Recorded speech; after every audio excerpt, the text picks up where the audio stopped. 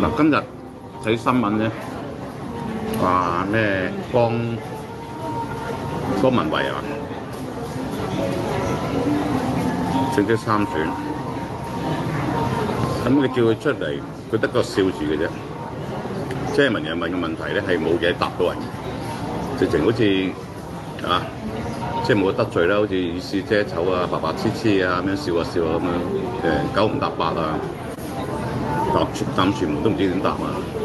咁人哋問你你對旅遊界有咩貢獻啊？冇啊，我去玩啊，介紹下出去咁就可以代表旅遊界。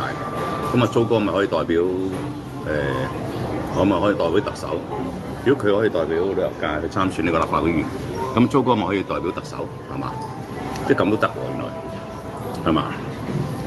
咁啊，佢喺轉做馬會做咗幾個月，揀做嗰啲咁嘅咩副經理啊，推廣部。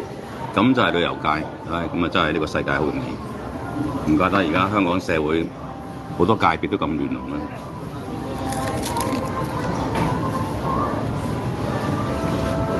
咁即係如果你係做啲紅燈區嗰啲人士、服務人士，咪代表呢個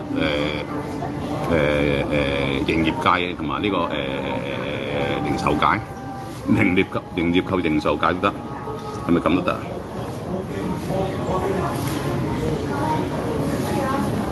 唉，真係咁都得。只有打個比喻啊，即係唔係我爭我老友阿馬超啊？